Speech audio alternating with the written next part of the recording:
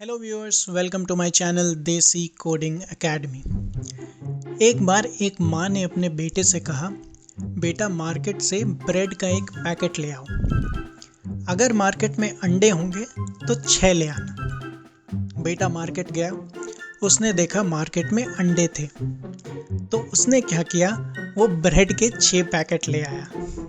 तो ऐसी गलती हमारे प्रोग्रामिंग लॉजिक में ना हो, इसके लिए जावा में कंट्रोल एंड कंडीशनल स्टेटमेंट्स ज़रूरी है। स्वागत है दोस्तों देसी कोडिंग एकेडमी में, और आज का हमारा टॉपिक ऑफ डिस्कशन है control statements in Java.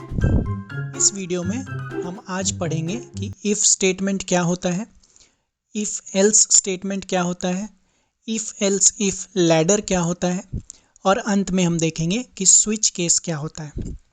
Video के एंड में हम इन सारे कॉन्सेप्ट्स को पढ़ के एक्लिप्स में इनका प्रोग्रामिंग इम्प्लीमेंटेशन भी देखेंगे। तो चलिए आगे बढ़ते हैं। और आगे बढ़ने से पहले एक ज़रूरी बात, अगर आपको मेरे वीडियोस पसंद आ रहे हैं, आपको मेरा टीचिंग स्टाइल समझ में आ रहा है, तो सब्सक्राइब ज़रूर कर लें चैनल को, ताकि आपको रेगुलर अपडेट्स मिलते रहें कि मैं रोज़ कौन कौन से वीडियोस अपलोड कर रहा हूं और आपका कोई इंपॉर्टेंट टॉपिक छूट ना जाए। तो आगे बढ़ते हैं and let's get started with control statements in Java. तो चलिए वीडियो की शुरुआत करते हैं। सबसे पहले ये समझ के कि कंट्रोल स्टेटमेंट होता क्या है। जैसा इसका नाम है वैसा इसका काम है। कंट्रोल स्टेटमेंट से हम अपने जावा के प्रोग्राम का एग्जीक्यूशन कंट्रोल करते हैं। कंट्रोल से मेरा मतलब है, सपोज मैंने एक कोड लिखा, लाइन 1, लाइन 2, लाइन 3, मैंने एक 3 लाइन का कोड लिखा। नॉर्मली जब ये प्रोग्राम एग्जीक्यूट होगा तो ये कुछ इस सीक्वेंस में एग्जीक्यूट होगा।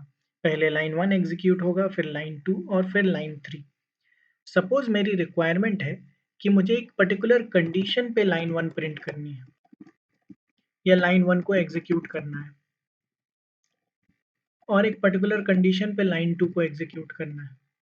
तो उन सिचुएशंस में हम कंट्रोल स्टेटमेंट्स का यूज करते हैं।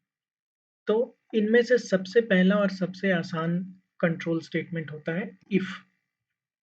आपने कई बार देखा होगा जावा के प्रोग्राम्स में इफ बहुत बार यूज होता है। इफ जो एक कंट्रोल स्टेटमेंट है, इसका हम इस्तेमाल कुछ इस तरह करते हैं। पहले हम लिखेंगे इफ, उसके बाद एक ब्रैकेट ओपन करेंगे, उसके अंदर हम अपना कंडीशन लिखेंगे, ब्रैकेट क्लोज करेंगे, फिर एक कर्ली ब्रेसेस लिखेंगे, और फिर हम इन कर्ली ब्रेसेस को एंड करेंगे, और यहाँ पे हम अपना कोड लिखेंगे। अब यहाँ देखने वाली बात यह है कि ये कोड सिर्फ तभी एग्जीक्यूट होगा अगर ये कंडीशन मीट हो रही है। सिमिलरली इफ का थोड़ा सा एक्सपेंशन है इफ एल्स। अब जब मैंने ये कंडीशन लिख दी कि if condition this then execute this code, और इसके बाद अगर मैंने अपना प्रोग्राम एंड कर दिया, तो ये प्रोग्राम कुछ इस तरह चलेगा कि अगर ये कंडीशन मीट हुई तो ये कोड रन करेगा। बट अगर ये कंडीशन नहीं मीट हुई तो ये प्रोग्राम कुछ भी नहीं करेगा। तो उसके लिए आता है इफ एल्स। तो हमने इफ देख लिया, जिसमें हम सिर्फ एक कंडीशन लिखेंगे और बताएंगे कि कोड रन करना है। Next is if else. तो इफ एल्स कुछ इस तरह लिखा जाता है कि if condition curly braces open, फिर हम एक कीवर्ड लिखेंगे एल्स, और फिर कर्ली ब्रेस ओपन करेंगे और ये इसे क्लोज करेंगे। तो यहाँ पर जो हमने कोड लिखा है, ये पहला वाला कोड, कोड 1, तब एग्जीक्यूट होगा जब ये कंडीशन मीट होगी, और दूसरा वाला कोड तब एग्जीक्यूट होगा अगर ये कंडीशन मीट नहीं होगी। तो इफ कंडीशन में सिर्फ अगर हम सिर्फ इफ यूज कर रहे हैं, तो प्रोग्राम या तो एग्जीक्यूट हो सकता है या तो नहीं एग्जीक्यूट हो सकता है। इफ दिस कंडीशन मीट्स, ये कोड एग्जीक्यूट होगा, अदरवाइज कुछ भी नहीं होगा। बट इफ एल्स का ये है, अगर ये कंडीशन मीट हुई तो ये कोड एग्जीक्यूट होगा, अगर नहीं तो ये कोड एग्जीक्यूट होगा। तो ये हो गया इफ और इफ एल्स।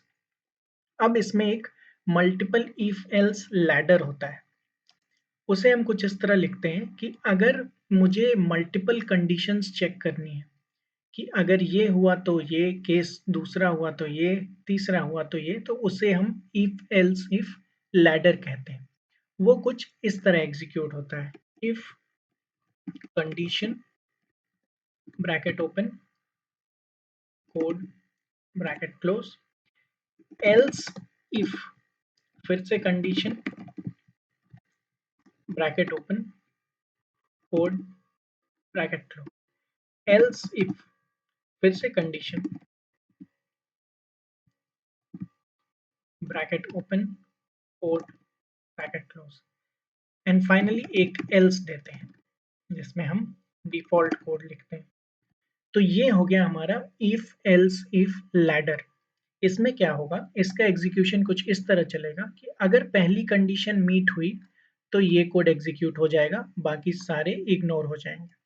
अगर पहली कंडीशन नहीं मीट हुई तभी ये दूसरे फ्लो में जाएगा, ये दूसरे फ्लो में नॉर्मली नहीं जाएगा। तो पहली कंडीशन अगर नहीं मीट हुई तो ये दूसरे फ्लो में जाएगा, ये कंडीशन चेक करेगा, अगर ये कंडीशन मीट हो गई तो ये कोड एग्जीक्यूट होगा।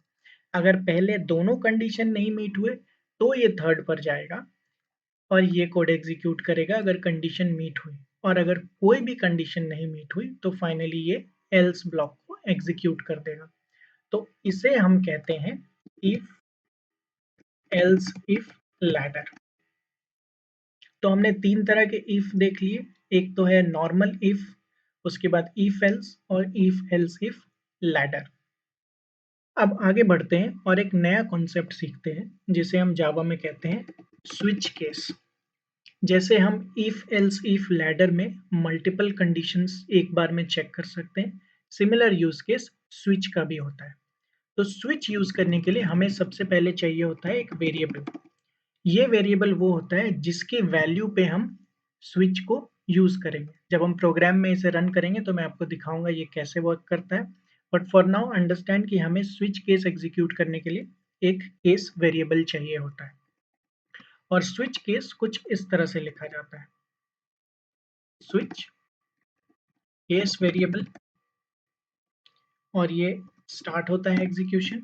अब हम यहाँ पे लिखते हैं केस और यहाँ पे लिखते हैं वैल्यू, और यहाँ पे एक देते हैं कोलन, और यहाँ पे देते हैं अपना कोड जो हमें एग्जीक्यूट करना है, और इसके बाद हम लिखते हैं ब्रेक। उसके बाद हम दूसरे केस में जाते हैं, यहाँ पे दूसरे केस का वैल्यू लिखते हैं, फिर से कोलन देते हैं, फिर से अपना कोड लिखते हैं और फिर ब्रेक करते हैं।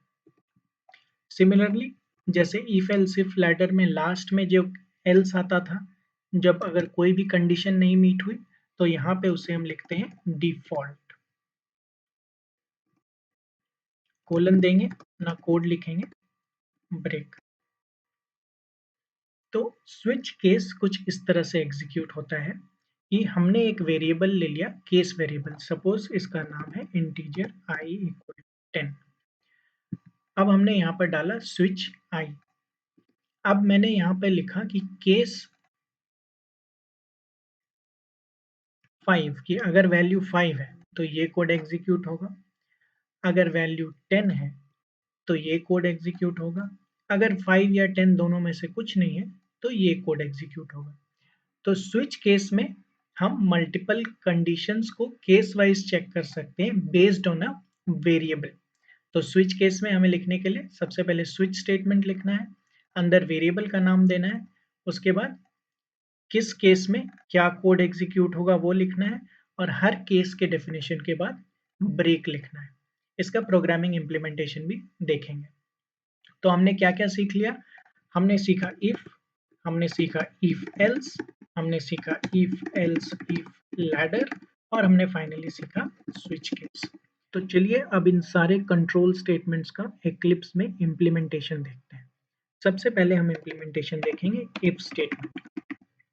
तो इफ स्टेटमेंट के लिए सपोज मेरा रिक्वायरमेंट है कि मुझे यूजर से एक इनपुट लेना है, सपोज यूजर से उसके मार्क्स पूछने हैं, और मार्क्स अगर 90 से ऊपर है तो उसे कॉन्ग्रेचुलेट करना है। तो इसके लिए हम क्या करेंगे, सबसे पहले हम यूजर से इनपुट लेंगे। इनपुट लेने के लिए हमें स्कैनर क्लास का ऑब्जेक्ट बनाना पड़ेगा, scanner scanner equal to new scanner system dot in. हमने स्कैनर का ऑब्जेक्ट बना लिया। अब हम इसमें यूजर को एक प्रॉम्प्ट देंगे,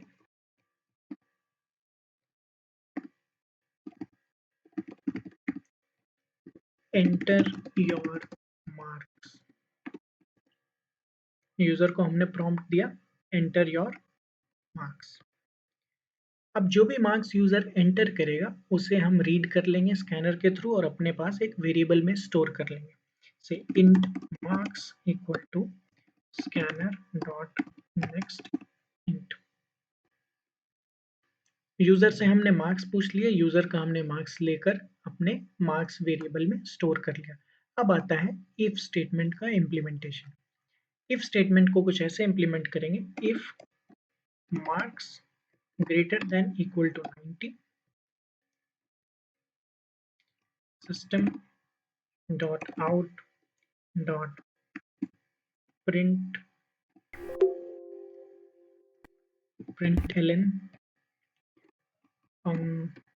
congratulations on your performance।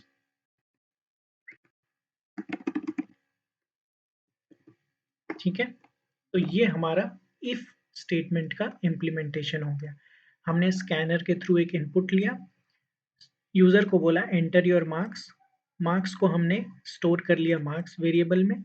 अब यहाँ पर इफ कंडीशन लगा दिया, if marks greater than equal to 90 congratulations on your performance. अब इसको एग्जीक्यूट करके देखते हैं। हमने एग्जीक्यूट किया, यहाँ पे प्रॉम्प्ट आ गया एंटर योर मार्क्स। सपोज मैंने लिखा 95, आ गया कॉन्ग्रेचुलेशंस ऑन योर परफॉर्मेंस। अब अगर इसको मैं दोबारा एग्जीक्यूट करूं और यहाँ पर लिखूं 80, तो इसने कुछ भी प्रिंट नहीं किया कोड ने और कोड यहीं पे खत्म हो गया। जैसा कि मैंने कहा था इफ स्टेटमेंट में कंडीशन अगर मीट होगी तो ही कोड एग्जीक्यूट होगा, अदरवाइज कुछ भी एग्जीक्यूट नहीं होगा। अब नेक्स्ट देखते हैं इफ के साथ इफ एल्स स्टेटमेंट। अब इफ एल्स में क्या है कि अगर 90 से ऊपर है तो हम कॉन्ग्रेचुलेशंस बोलेंगे, अगर 90 से ऊपर नहीं है तो हम कहेंगे एल्स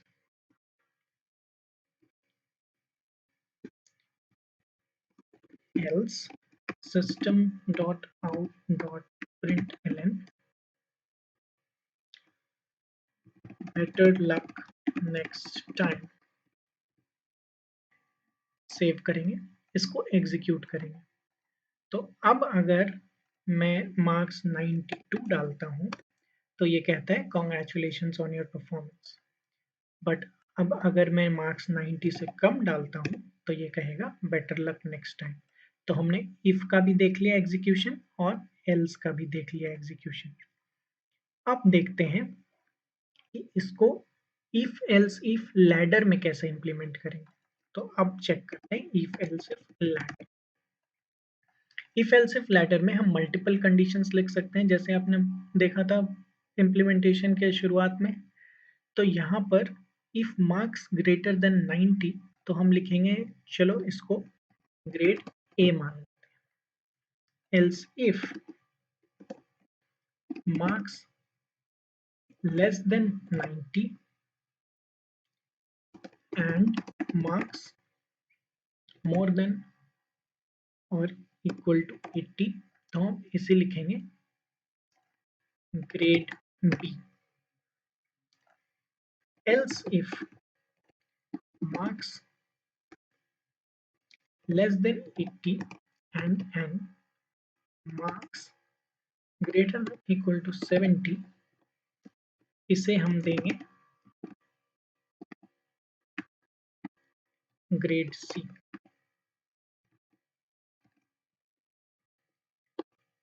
और अगर कोई भी कंडीशन नहीं मीट हो रही है तो फाइनली हम एल्स में लिखेंगे फेल।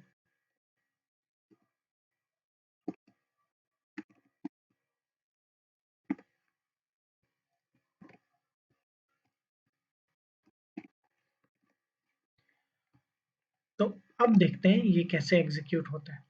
अब हमने if first condition is marks अगर 90 से ऊपर है तो ग्रेड ए, अगर मार्क्स 90 से कम है बट 80 से ऊपर है तो ग्रेड बी, अगर 80 से कम है 70 से ऊपर है तो ग्रेड सी, और अगर इनमें से कुछ भी नहीं है तो हम लिखेंगे फेल्ड।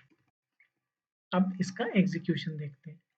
पहले हमने सबसे पहले मार्क्स डाला 90, इसने दिया ग्रेड ए।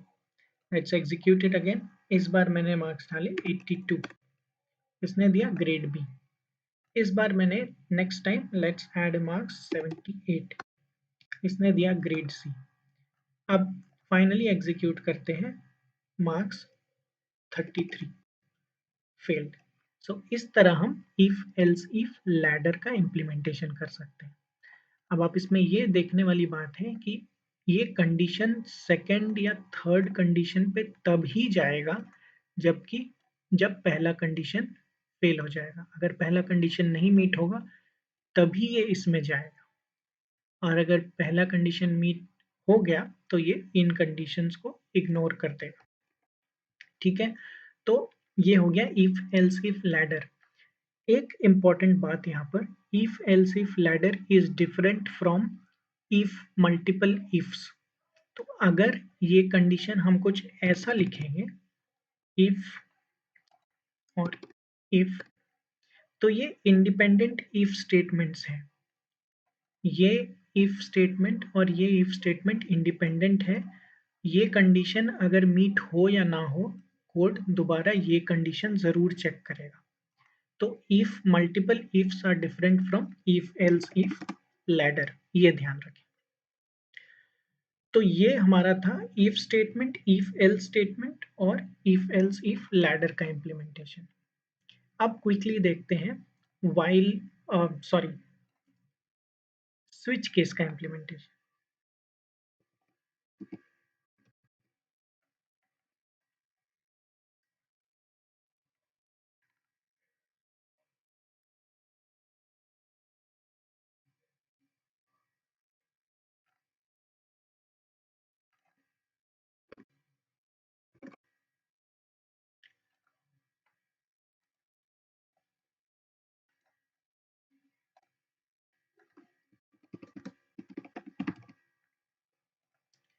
अब चलिए देखते हैं स्विच केस का इम्प्लीमेंटेशन कैसे होता है। स्विच केस में हमने फिर से एक इनपुट ले लिया। इस बार हम यूजर से कह रहे हैं कि एंटर डे नंबर, मतलब डे नंबर एंटर करें। अब उस डे नंबर को हम स्टोर कर लेंगे int day equal to scanner dot next int. अब स्विच का केस है कि हम डे को अपना केस वेरिएबल बनाएंगे यहाँ पे। तो स्विच डे, और इसमें लिखेंगे केस 1 अगर है तो system dot out dot println Monday.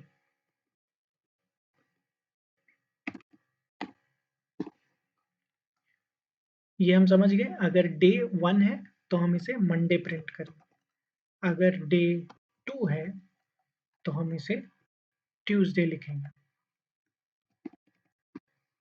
अगर डे 3 है तो हम इसे वेंसडे लिखेंगे। तो इस तरह से हम स्विच केस बनाते हैं। और फाइनली सपोज सारा नहीं लिखते हैं, डिफॉल्ट हम लिखेंगे इसके अंदर default system dot out dot println enter Monday Tuesday और वेडनेसडे। तो यहाँ पे हमारा स्विच केस खत्म होता है। तो हमने स्विच केस कैसे रन किया, हमने एक वेरिएबल लिया डे, जो कि हमारा इनपुट आ रहा है यूजर से। अगर यूजर 1 एंटर करता है तो मंडे प्रिंट होगा, 2 एंटर करता है तो ट्यूसडे, 3 करता है तो वेंसडे, 4 करता है तो हम कहेंगे एंटर मंडे ट्यूसडे या Wednesday. Let's run this and see how this code works. हमारे पास फिर से आया एंटर डे नंबर, मैंने डाला 2, इसने ट्यूसडे प्रिंट कर दिया। फिर से रन करेंगे, मैंने डे डाला 1, इसने मंडे प्रिंट कर दिया। अब अगर मैं डे डालता हूँ 20, ये बोलेगा एंटर मंडे ट्यूसडे और वेंसडे, जो कि हमने डिफॉल्ट में डाला हुआ है। तो ऐसे हमारा स्विच केस इंप्लीमेंट होता है। स्विच केस और इफ एल्स में समझने वाला डिफरेंस ये है कि स्विच में वैल्यूज मैप होती हैं।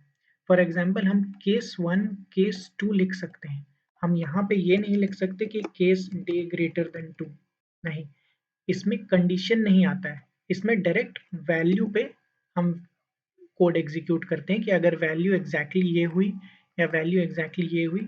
इफ एल्स में हम वो लगा सकते थे कि इफ डे ग्रेटर देन 1, ऐसा कुछ कंडीशन लिख सकते थे, बट यहाँ पे कंडीशन नहीं लिख रहे, हम एग्जैक्टली डे की वैल्यू क्या है उस बेसिस पर अपना कोड एग्जीक्यूट कर रहे हैं। तो ऐसे होता है हमारा स्विच केस। तो इसी के साथ हम आज अपना ये वीडियो समाप्त करते हैं। Thank you so much for watching. Hopping कि आपको ये वीडियो अच्छा लगा हो और समझ में आ रहा हो। अगर आपको मेरा टीचिंग स्टाइल समझ में आ रहा है और आपको इससे फ़ायदा हो रहा है तो सब्सक्राइब करना ना भूलें, क्योंकि अब मैं रेगुलरली जावा के फंडामेंटल वीडियोस डालूंगा एंड सब्सक्राइब करने से आपका ये इंश्योर हो जाएगा कि कोई वीडियो छूट ना रहा हो। तो प्लीज़ सब्सक्राइब करें एंड दोस्तों से शेयर करें, जो भी एस्पायरिंग प्रोग्रामर्स हैं, बिगनर्स हैं, उनके लिए बहुत हेल्पफुल होगा। Thank you so much and मिलते हैं अगले वीडियो में। धन्यवाद।